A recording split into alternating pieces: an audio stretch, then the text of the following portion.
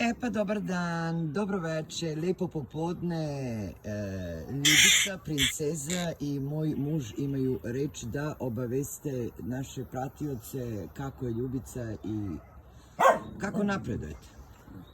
E pa dobro veče, se mi poznajemo. Ja i Ljubica napredujemo fantastično.